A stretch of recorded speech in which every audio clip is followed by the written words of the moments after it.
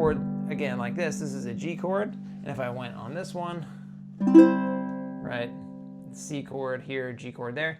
But I'll go ahead and play a G chord on a ukulele here. Hello, this is John from My First Ukulele, and today we're going to be talking about baritone ukuleles. This is something we haven't done yet on the channel, and I'm really excited to go over this with you.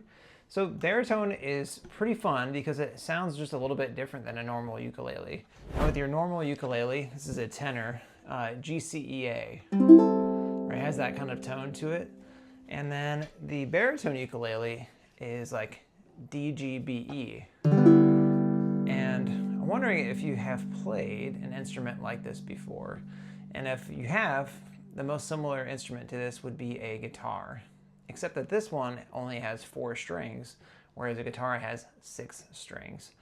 But before I begin, I just want to give a little shout out to the My First Ukulele Facebook group page.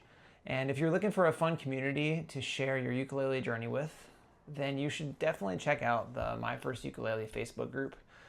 You can ask questions on there, you can share your progress, you can meet fellow ukulele lovers from all around the world.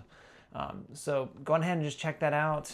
The link will be in the description, so you can join that. It's free, and you can engage with a community of learners on there. So without further ado, let's dig into baritone. Today we're going to talk about the difference in size, the tuning, the tone, why it exists, and then who it's best suited for. So let's go ahead and get started. Here we go. All right, so we are doing a video on baritone today. And baritone is the 4-string bigger brother or sister of a ukulele. And so it's tuned D, G, B, E. And the cool thing is they're all the same shapes as a normal ukulele. Except that they're, if you make this shape, this is not a C chord on a baritone. It's actually a G chord. So there's a little bit of math that you need to figure out. It's a 5th different. So if I'm playing a C chord on a ukulele, that is going to turn into a G chord for a baritone. All right, and so that's actually not too hard to figure out. Just like when you learned ukulele, maybe the very first time you learned your simple chords, you're going to need to probably do that if you want to learn how to do the baritone, unless you've picked up a guitar. I picked up a guitar for the first time about 25 years ago, and I started with that first, and then I found the ukulele later. So for me, it's kind of like coming back to the guitar. It makes it a little bit simpler. I don't have extra notes here on the bottom to figure out. The reason why a baritone exists is generally because it just helps to fill out the sound a little bit. Like if you were in a ukulele group, everyone's not gonna be on the same instrument. It's gonna be filling in those gaps sonically, because if everybody had the same ukulele, it's okay, but it's better to kind of blend.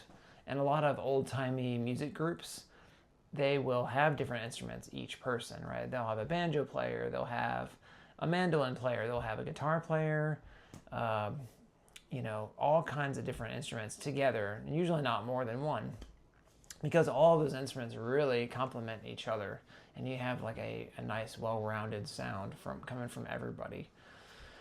So that's the difference. Now, if I did a chord, again, like this is a G chord, and if I went on this one, right, C chord here, G chord there, but I'll go ahead and play a G chord on a ukulele here, and then a G chord on the baritone. So you can hear a little bit of a difference, right? You can get that same sound on a baritone, that voicing, the same one we had right there, but you'd have to go up the neck quite a bit in order to do that. So you could use a capo on a baritone to get that same sound, and you would put it around the 4th or the 5th fret. So the size is something else that's a little bit different. If I put these side by side, the tenor ukulele would kind of fit inside of the baritone. And both of these are a very thin lined ukulele. This is an Enya Pro Tenor, and this is a very new flight baritone ukulele, and it's also very slim, and But yeah, I've really been enjoying this new baritone that I've had. And if you have learned most of your shapes on the ukulele, then all you have to do is just remember that they're called different things, but they're generally all the same shape that you have. And this one is a low D. They also make reiterant baritone ukuleles with a high D on top. And then just like they do for this, so this is also a, you know, this is a low G normal ukulele here too. So it's possible to have both. But I find that the timbre of the low D ukulele is a little bit more warm than using a high D.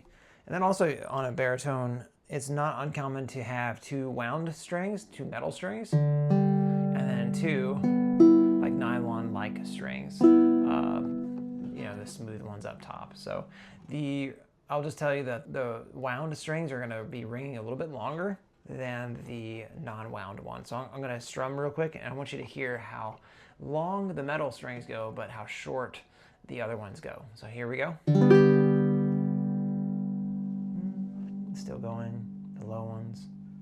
So they definitely ring quite a bit longer, and that's something to consider when you're playing this instrument. Plays a ukulele or baritone ukulele, and they have one you can try and see if you like it. I do like it a lot.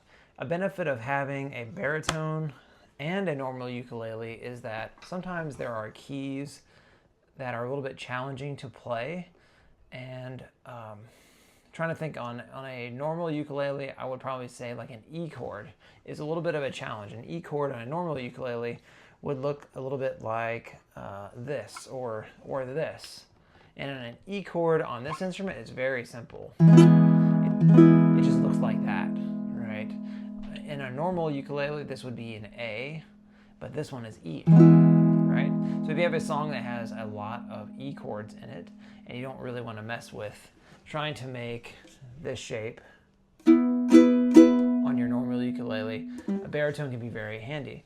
Also, if you're playing a song that was originally on guitar, and there are some parts on there that you can't get to because they're too low, this is another great reason to have a baritone ukulele. Also, just timbre, if you like a more mellow tone when you're playing a song, like you feel like it's not bright and cheery, but a little bit more melancholy, then having a warmer instrument can kind of also help that a little bit too. So, but not to end on a minor note, we are going to jump into baritone ukulele a little bit more. We'll be talking about just standard versus reiterant ones, how to tune one, how to use a capo with a baritone. Other future topics for baritone could include common chord progressions and chord charts, tunings, poor tone and strumming, frustration from, okay. And I've been John with My First Ukulele, and until next time, bye-bye.